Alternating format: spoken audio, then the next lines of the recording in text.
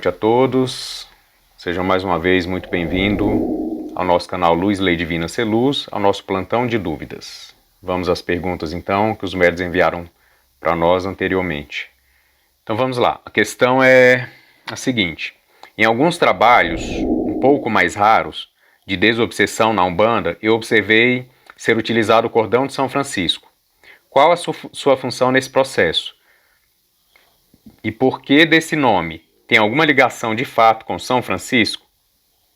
Ou é só porque o cordão parece com o dele? Então vamos lá. Boas perguntas, várias perguntas e boas perguntas. Qual a função nesse processo do cordão de São Francisco?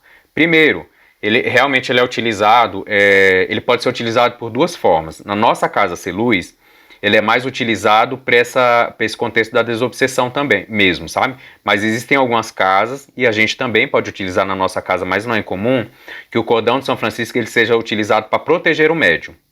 Então vou falar primeiro desse caso que é mais raro, na questão do Ser Luz, e depois a gente vai para o mais comum. Nesse caso, vamos supor que a gente vai tratar um consulente, por exemplo. E aí a gente quer trabalhar, a gente está tentando trabalhar com um consulente, ele está no estado já de fascinação, já para subjugação. Aliás, vamos falar do consulente já está em estado de subjugação, ou seja, ele não consegue mais ter o controle da própria razão.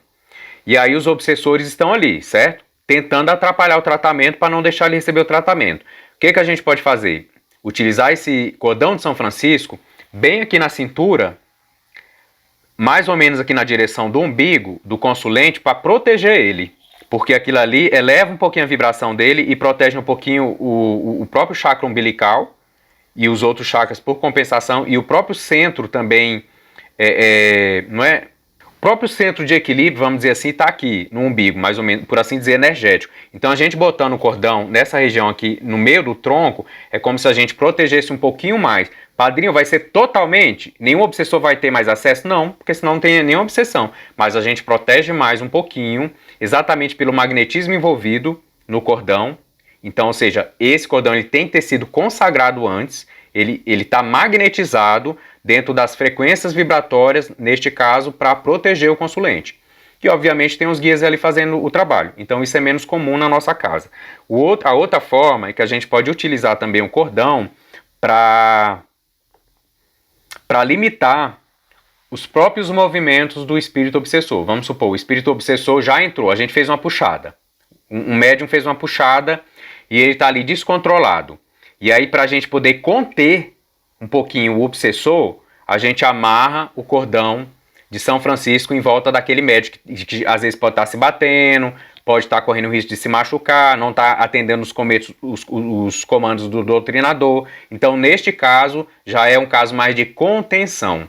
Na verdade, a gente vai conter com esse cordão de São Francisco. Por que o cordão de São Francisco, gente? Simbologia. Porque os franciscanos não usam um cordão amarrado na vestimenta deles, então é por causa disso. Então, na verdade, é simbologia. São Francisco está ali? Não.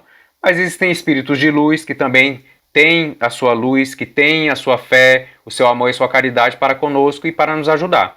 Mas esse cordão de São Francisco, ele só funciona se ele for consagrado. Assim como uma vela, tá? Assim como qualquer instrumento, qualquer elemento de Umbanda, ele precisa ser consagrado, tá bom? E assim ele vai atender, então, aos princípios ali da consagração.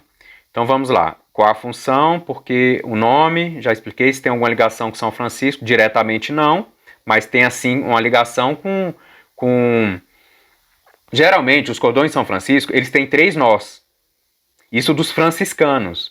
O que significa esses nós? São os votos que eles fazem, né? Da pobreza, da simplicidade. Quando eles fazem esses votos, não deixa de ser uma autoconsagração ao divino, porque eles querem viver menos da matéria ou nada da matéria e mais do espiritual. Então tem um simbolismo isso também. Então os nossos cordões, quando eles são consagrados, eles elevam muito a vibração espiritualmente da pessoa. Então facilita, seja na contenção ou seja também na proteção de um consulente ali em processo de obsessão, por exemplo. Agora uma pergunta aqui do nosso livro 3 de A Umbanda como Luz e Lei Divina, no capítulo 2. O animismo é uma ação ou reação do médium? Tá, o animismo é uma ação ou reação do médium, mas sempre baseada em questões intrínsecas do próprio médium, de sua própria alma, tanto em sua vida odierna quanto em reencarnações anteriores. Pergunta: como assim em reencarnações anteriores? Como se dá esse processo? Gente, animismo vem de ânima, do que nos anima, né? E o que nos anima? A nossa alma. Então, quando a gente fala nas questões mediúnicas do animismo, é realmente porque o médium ele não está num processo mediúnico, ou seja, não tem uma entidade ou um espírito se comunicando por meio dele, mas é ele mesmo, a própria alma dele manifestando alguma coisa. Por que a gente fala que o animismo ele não é nenhum problema mais gravoso se ele for cuidado? Porque todo o processo mediúnico passa pelo animismo. Gente, porque não tem nenhum médium que não coloque um pouquinho de si numa manifestação mediúnica, tá? A não ser dos médiuns absolutamente inconscientes, que são raros, raríssimos e quase inexistentes. Então, o que acontece? Ora, se eu estou colocando... É possível eu estar numa relação mediúnica, ou seja, eu tenho um guia que está acoplado em mim, que está dando a mensagem e que eu também tenho um pouquinho de animismo, mas eu não atrapalho o guia? É possível e isso é o mais comum, tá? Isso é muito comum. Por isso que a gente fala que o que é difícil na mediunidade não é incorporar. O que é difícil é você não se colocar à frente do guia. Isso é que é difícil. Porque a gente sempre vai estar ali, em maior e menor grau. Porque nós não somos totalmente inconscientes, ainda que nós temos momentos de inconsciência durante o transe, durante a incorporação, melhor dizendo. Então o que acontece? Aí perguntou assim, como assim reencarnações anteriores? Gente, tudo que está gravado na minha alma é desta vida, mas muito mais das vidas anteriores. Então, se é muito mais das vidas anteriores, as minhas tendências, então o que acontece? Quando eu estou num processo anímico, muitas vezes, vou dar um exemplo para vocês aqui. Eu fui um cigano na outra vida anterior. Aí eu sou médium nessa vida agora. Só que eu ainda não estou com nenhuma entidade cigana do meu lado, e eu, por animismo, eu começo a manifestar uma vida passada. Eu me conecto, obviamente isso não é de forma consciente, tá? Isso não é forma de consciente, porque se fosse de forma consciente, era mistificação. Tá? Então o que é de forma consciente? Eu sei que sou eu faço porque eu quero me utilizar disso para enganar os outros. Eu estou fingindo que estou incorporado para poder enganar os outros. Isso é mistificação. Animismo não. É de forma natural e às vezes não é tão natural, passa a ser de forma desequilibrada, ou assim, doentia, entre aspas, quando é exagerada. Mas o que acontece? Então eu me ligo a uma existência minha passada e eu começo a me lembrar, ter flashes e vontades, tendências, começam a se manifestar muito fortemente, porque cantou um ponto cigano, eu me conectei, esse foi o gatilho para me conectar à minha vida anterior, onde eu tinha uma força cigana muito grande. Mas assim, não é uma mediunidade porque não tem um guia ali, um espírito cigano. Mas eu, então, me deixo levar por essas sensações, por essas emoções, por essa vontade, e eu começo por animismo manifestar. Aí é onde entra o papel dos guias que estão em terra e dos próprios padrinhos em orientar e cuidar. Porque a gente tem como perceber, os guias nos orientam, né? Ou seja, projetam a nossa atenção, nos chama atenção e às vezes até nos mostra que o médium ele está com animismo. E também, quando está mistificando, nem precisa guia mostrar, né? Porque a mistificação ela é tão exacerbada que até as pessoas da consulência eles já notam de cara. Mas já um contato de animismo, já a manifestação anímica, não. Ela às vezes pode ser muito sutil, e aí os nossos guias, porque o nosso trabalho não está largado ao léu, não, tem um governo ali.